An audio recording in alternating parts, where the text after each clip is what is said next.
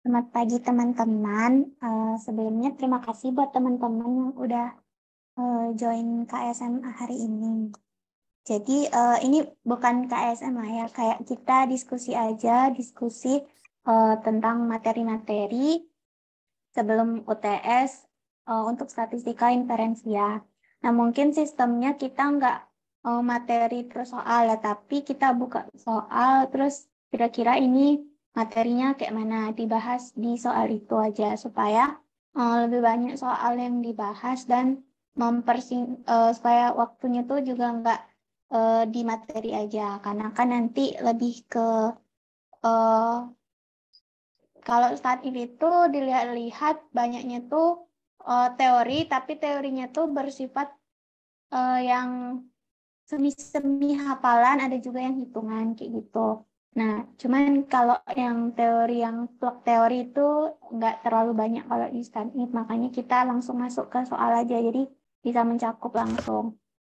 Nah, mungkin aku izin share screen ya teman-teman.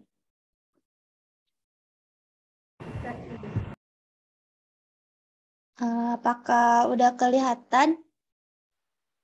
Udah dah. Nah, oke. Oke, jadi kita mulai aja. Nanti kalau misalnya teman-teman ada yang nggak sependapat atau ada yang mau ditanyakan, boleh langsung chat atau baiknya sih langsung on mic ya, biar nggak kelewat gitu. Nah, oke, yang pertama mungkin ini dulu kali ya. Jadi di materi UTS ini tuh untuk statistika inferensia itu ada kalau dibagi tuh ada 4. Sebenarnya kan kita satu pertemuan tuh 7. Cuman kan satu sebelum UTS tuh 7 pertemuan. Cuman 7 itu kan kalau di kelas itu dibagi-bagi.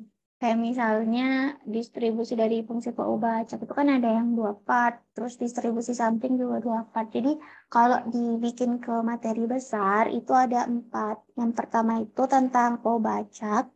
Yang kedua distribusi dari peubah acak. Yang ketiga distribusi sampling, sama yang keempat itu distribusi aproksimatif untuk sampel besar. Nah ini yang berkaitan dengan teori Chebyshev itu. Namun kalau aku lihat-lihat di materi di soal kompre yang D3 kan di modul itu gabung ya antara D3 sama D4. Karena keterbatasan soal juga supaya lebih banyak latihan soalnya. Jadi ada beberapa diambil dari soal D4. Nah, Chebyshev itu atau distribusi aproksimatif untuk sampel besar itu lebih ke materi kompre D4. Jadi mungkin di sini kita untuk hanya sekadar tahu saja karena nggak ada di kompre D3 seperti itu. Nah, mungkin langsung aja yang pertama ini tentang peubah acak. Nah, kita ingat-ingat dulu peubah acak itu apa. Nah, peubah acak itu eh, nama lainnya yang mungkin sering juga dipakai itu adalah random variable. Jadi random variable atau peubah acak itu fungsi yang menghubungkan setiap titik sampel dengan sebuah bilangan real X. Nah, peubah acak nih ada dua. Yang pertama itu peubah acak diskrit, sama yang kedua itu peubah acak kontinu. Diskrit nih cara sederhananya kita ngeh itu diskrit atau enggak, X-nya itu berupa titik-titik, kayak misalnya X1, X2, X3. Nah, sedangkan kalau kontinu itu biasanya berupa interval 0 kecil dari X1 kecil dari 1. Nah, itu yang kontinu. Nah, jenis-jenisnya itu ada banyak. Kalau untuk pembaca diskrit itu ada uniform, Bernoulli, binom, binom negatif, multinom, geometrik, hipergeometrik, sama Poisson. Sedangkan untuk kontinu itu ada uniform, tapi uniform yang kontinu, terus gamma, eksponensial, chi-square, beta, T, student T, normal. Normal ini yang paling sering kita pakai, dan yang terakhir itu Fisher. Mungkin ada yang lainnya, tapi secara garis besar itu beberapa peubah acak diskrit dan kontinu yang sering dipakai. Nah, ini ada salah satu contoh peubah acak yang mana kita tuh mau mencari nilai peluang. Nah, ini sebenarnya mirip-mirip juga sama soal PTP, tapi kalau kita ingat-ingat di pertemuan pertama, statistika inferensia, ini tuh ada, materi ini tuh ada yang kita menghitung peluang itu. Bahkan ada latihan soalnya juga. Nah, jadi ini aku ambil satu soal. Nah, di sini kita mau mengidentifikasi sebenarnya soal ini tuh pakai peubah acak apa. Nah, kita baca soalnya. Jadi soalnya itu suatu panitia beranggotakan 5 orang yang dipilih dari 4 dokter dan 6 perawat. Lalu berapa peluang paling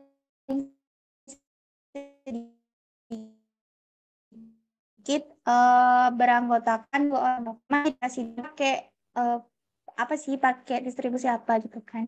Nah, dia bilang ada 5 orang yang dipilih. Berarti N sampel kita bakal ada 5. Dari 4 orang dokter dan 6 orang perawat. Berarti populasi keseluruhan kita ada 10. Lalu dia bilang berapa peluang panitia tersebut terpilih paling sedikit beranggotakan 2 dokter. X dari sama dengan 2. Apa? Karena yang dinilai sukses di sini adalah terpilihnya dokter. Nah, dan kita tahu bahwa di sini ada dokter itu diketahui ada 4 orang. Berarti dia itu memenuhi sifat dari distribusi geometrik yang dia tuh punya nilai N besar, N kecil, dan K. K itu adalah kejadian suksesnya. Di sini kejadian suksesnya adalah 4, N sampel di 5, dan N keseluruhannya adalah 10, atau jumlah seluruh yang diketahui itu ibaratnya populasinya ada 10. Nah, terus X-nya itu kan banyaknya panitia yang beranggotakan dokter. Dengan dokter itu adalah kejadian suksesnya. Sehingga ini tuh lebih tepat dikerjakan dengan distribusi hypergeometrik. Nah, yang mana rumus distribusi hypergeometrik itu adalah kombinasi KX, N min K, N min X, kombinasi N besar, N kecil. Untuk X-nya itu 0 sampai N tertentu. Nah, di sini karena dia itu ada lebih besar dari 2, berarti nanti itu akan kita hitung nilai-nilai anggotanya itu yang dari 2, 3, 4, 2, 3, 4. Karena kan dokternya cuma ada 4. Berarti nanti paling banyak ada 4 orang dokter dan 1 orang perawat, paling sedikit ada 2 orang dokter dan 3 orang perawat. Nah, kalau dituliskan atau dihitung itu akan sebagai berikut. Jadi sigma C4X, C kombinasi 4X, X itu kan banyak yang terpilihnya, terus kombinasi 6, terus 5 min X per kombinasi 10, C10 5, 10 kombinasi 5. Yang kalau dijabarin itu kan jadi 4 kombinasi 2 dikali 6 kombinasi 3, pernya itu sama semua kan, terus ditambah 4 kombinasi 3, 6 dikali 6 kombinasi 2, ditambah 4 kombinasi 4 dikali 6 kombinasi 1. Yang kalau dihitung itu adalah 186 per 252. Ini sebenarnya pembulatan, hasil aslinya tuh 0,738. Nah, tapi karena pilihan terdekatnya itu 2 angka belakang koma, jadi kita bulatkan menjadi 0,74. Sehingga jawabannya adalah C, 0,74.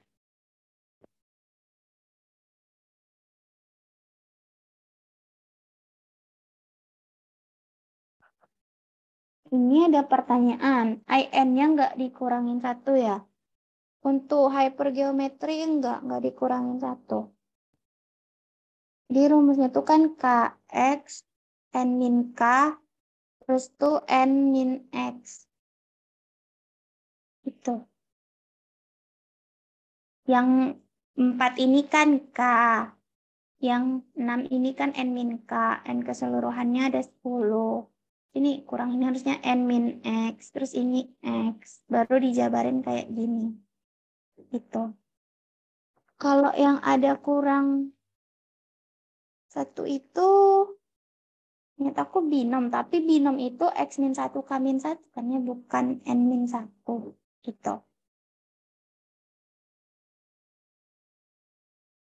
Gimana ya nanya nih? G, clear?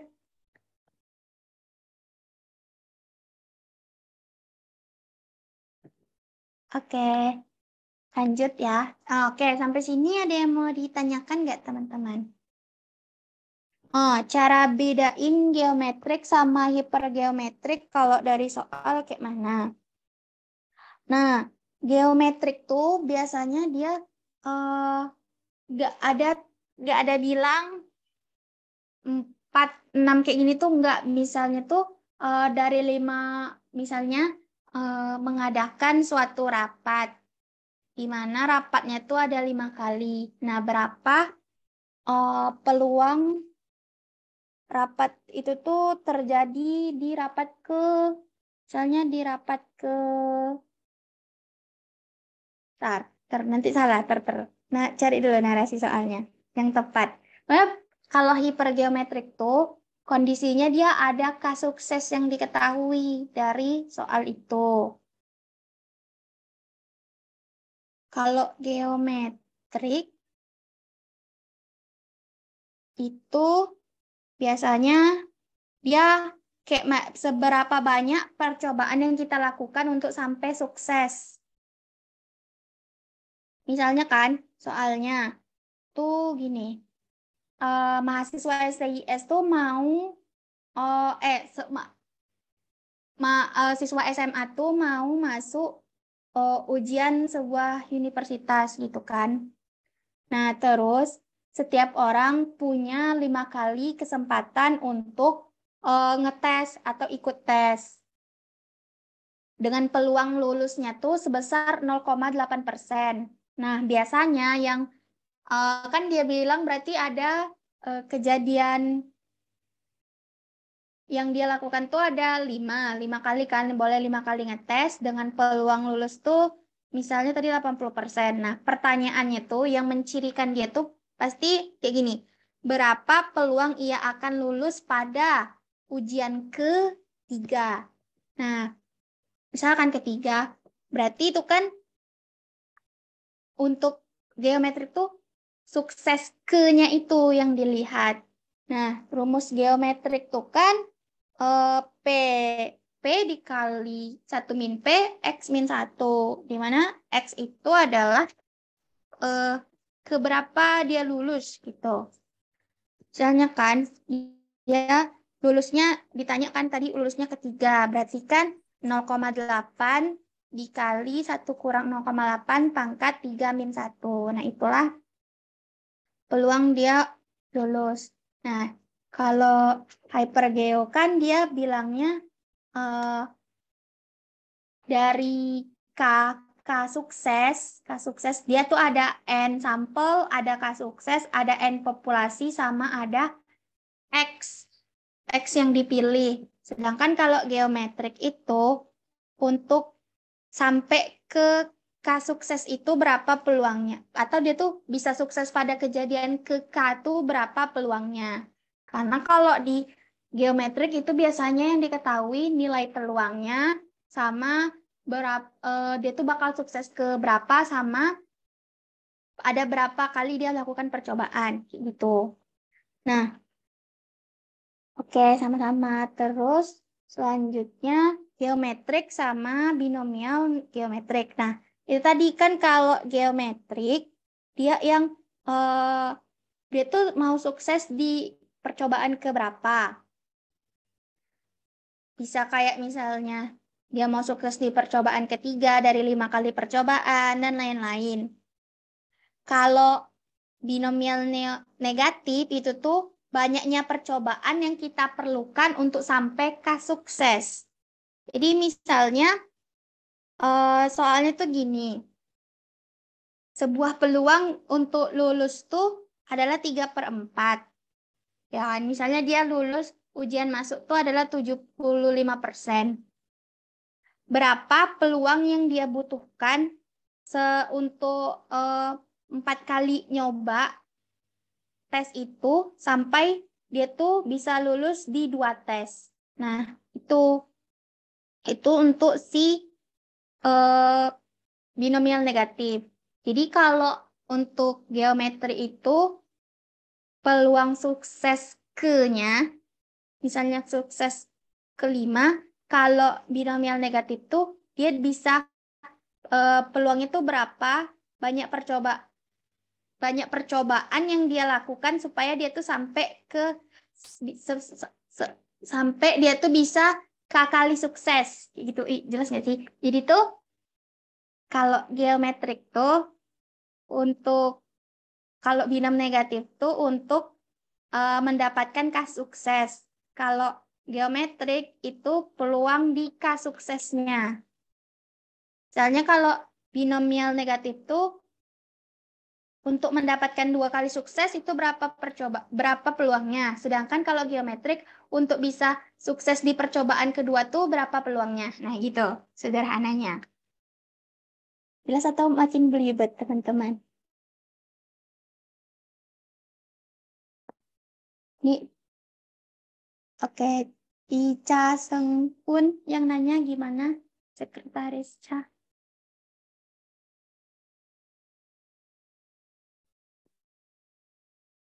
Oke, nanti kalau nggak jelas dibilang aja teman-teman supaya tidak ada miskomunikasi.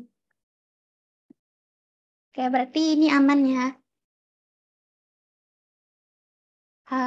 Aku lanjut ya teman-teman.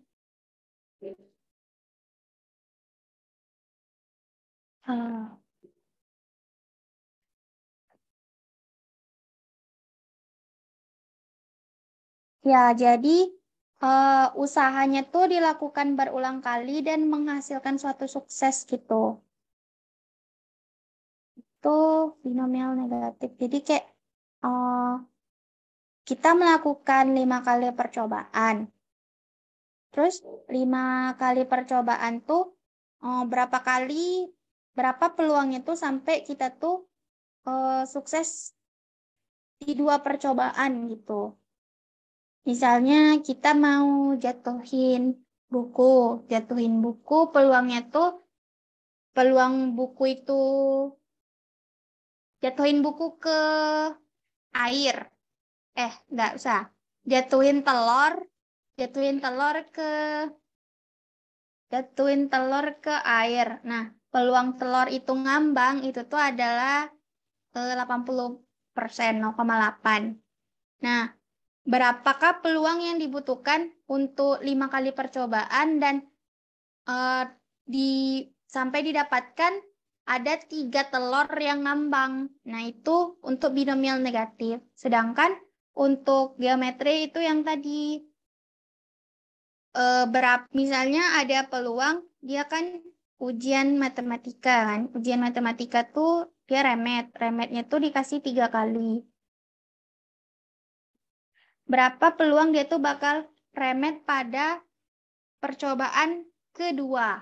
Nah, itu. Jadi kayak ya betul, kalau binomial itu eh, berapa peluang sampai dia tuh bisa X kali sukses, tapi kalau geometrik itu suksesnya ke X kali itu berapa? Tuh.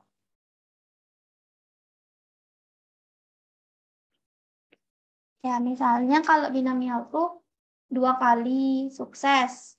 Kalau geometrik tuh suksesnya tuh pada percobaan keduanya. Gitu. Bedanya itu sih.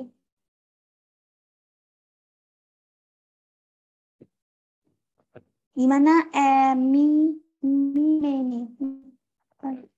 Pas kan ya, teman-teman? Atau masih bingung?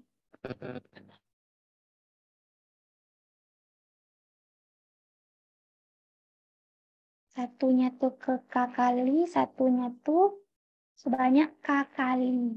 Kalau geometrik tuh sukses ke K kali, kalau binomial negatif itu sukses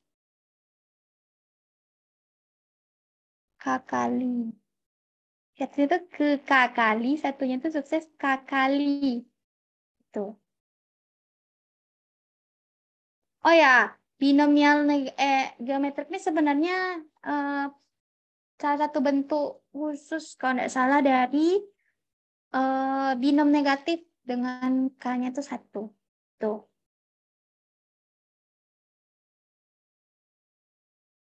Oke, ada yang mau tanyaan lagi, teman-teman?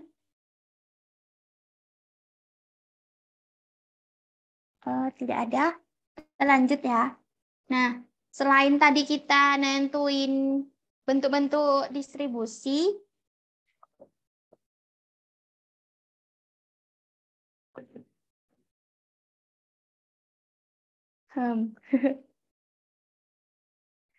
selain kita nentuin bentuk distribusinya, di sini juga soal-soal yang banyak muncul itu kalau dilihat-lihat adalah mengenai sifat-sifatnya. Sifat-sifat dari PDF, mau itu PDF continue maupun PDF discrete dari peubah acak kita. Nah, biasanya dia tuh pertanyaannya kayak gini, jika FF adalah fungsi kepadatan peluang atau PDF dari suatu peubah acak X, maka sifat-sifat yang benarnya itu apa? Bisa kecuali, bisa enggak kecuali. Nah, perlu kita ingat bahwa PDF itu punya beberapa sifat. Ini enggak kontinu aja ya. Dia tuh sebuah peubah acak, ini tipe. Kalau yang pertama sama kedua ini, kalau misalnya dia tuh juga peubah, ini tuh untuk peubah acak diskrit. Jadi, kalau misalnya dia peubah acak diskrit, dia punya sifat fxi itu selalu besar dari sama dengan 0 dan sigma penjumlahan untuk seluruh x itu harus sama dengan 1. Itu sifat yang wajib ada di diskrit. Suatu PDF memenuhi sifat ini, maka dia disebut dengan PDF diskrit. Dengan X-nya itu kan pada titik tertentu kan ya. Terus, selanjutnya kalau untuk PDF continue, dia tuh sama juga, dia nilai fxi-nya harus besar dari 0, dan nilai integral fx dx-nya tuh harus sama dengan 1. Nah, ini yang menjadi penciri antara discrete sama continue. Discrete itu selalu berhubungan dengan sigma, sedangkan continue selalu berhubungan dengan integral. Itu cara mengingatnya. Terus pada PDF pada PDF discontinue juga bisa mencari nilai peluang X di antara A dan B itu dengan rumus integral A sampai B fx dx, dan ini berlaku untuk continue dan discrete ya. Jadi peluang pada satu titik tertentu itu adalah nilainya 0. Seperti itu. Misalnya peluang X sama dengan 1 itu 0. Nah, jadi ini jawaban yang tidak tepat adalah yang A. Karena kan di sini dia bilangnya fx itu besar dari 0, bukan di antara besar dari sama dengan 0 ya, bukan hanya di antara 0 dan 1. Seperti itu. Di sini ada yang mau tanyain?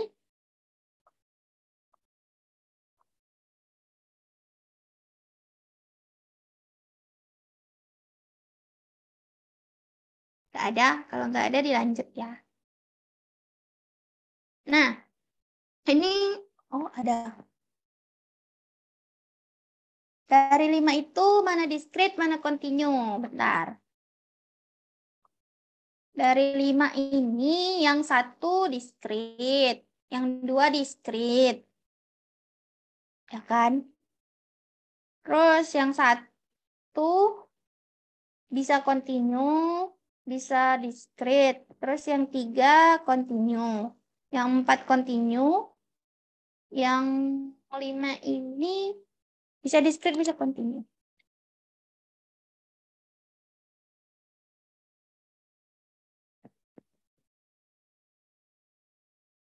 Fx dx itu kalau nggak ada tanda integral bukannya turunannya. Ini yang turunan. Maksudnya fx dx itu kalau nggak ada tanda integral bukannya turunannya. D per dx kali ya kalau turunan. Kalau integral kan, nah ya. Kalau integral kan selalu integral fx dx atau fy dy. Kalau turunan itu d per dx atau d per dy. Iya, di soal ini kelupaan integralnya. Fxx tuh, ya ini eh, marginal terhadap X kan, kalau marginal terhadap X itu maksudnya si fx-nya aja. Kalau fx fx X ini kalau dia tuh dari misalnya diketahuinya join PDF gitu kan, yang kita ambil tuh fx dx-nya aja. Tapi kalau ini ya sama aja sih, fx x dx tuh sama aja kayak fx gitu.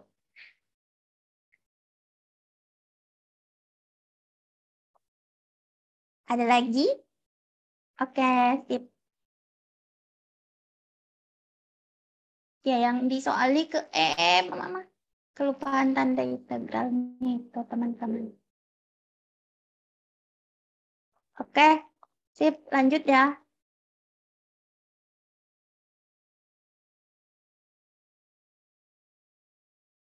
Jadi jawabannya A.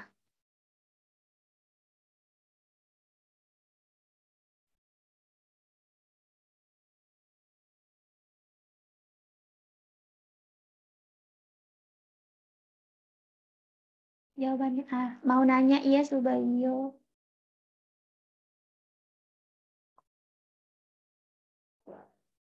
Akan ya. Lanjut. Jadi ini mau nanya atau kayak mana?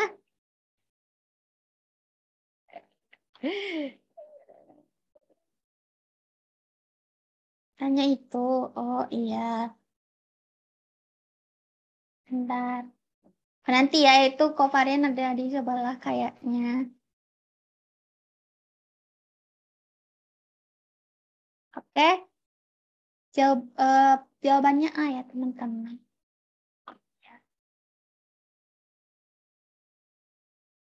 Ada lagi yang materi ini dulu, ada yang mau ditanyain enggak?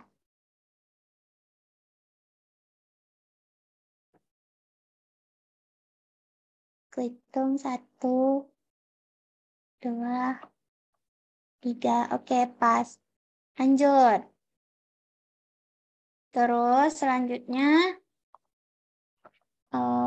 ini udah masuk ke nilai itu. Nilai dia itu yang sebaran bersama. Sebaran bersama karena kita tahu kan dia itu x, y terus x, y lah semua. Kalau udah ada dua variabel yang berbeda terus dalam satu notasi gini, berarti dia itu udah terkategori dengan sebaran bersama. Nah, sebaran bersama tuh, atau yang lebih kita kenal dengan join distribution, itu tuh ada dua. Ada yang discrete, ada yang continue. Nah, suatu PDF dikatakan adalah join PDF yang discrete ketika nilai PDF nilai PDF sebaran bersamanya itu di antara 0 dan 1. Nah, yang tadi itu yang pilihan A itu serta nilai sigma penjumlahan join PDF-nya itu untuk seluruh X-nya itu 1. Mungkin bisa dilihat di modul juga ada ya teorinya, teman-teman. Terus kalau join PDF yang continue itu nilai sebaran bersamanya, PDF sebaran bersamanya besar dari sama dengan 0 dan nilai integralnya sama dengan 1. Sebaran bersamanya. Nah, ada di sini tuh yang namanya tuh independent random variable. Nah, independent random variable itu adalah kondisi di mana ketika baca itu baik discrete maupun continue itu punya PDF fx, y dengan masing-masing marginalnya itu fx sama fy. Yang mana dia tuh ketika saling bebas nilai nilai ini tuh nilai dari si fx, y sebarannya itu bisa dipecah gitu, bisa dipecah jadi perkalian antara marginalnya.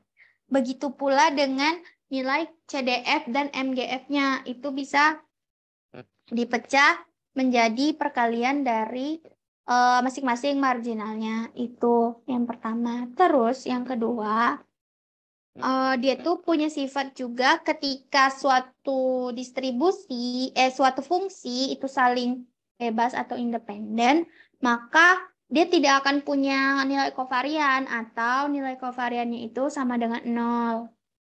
Terus untuk nilai harapan bersamanya itu bisa dipecah juga jadi perkalian antara masing-masing marginal harapannya tuh EX dikali EY.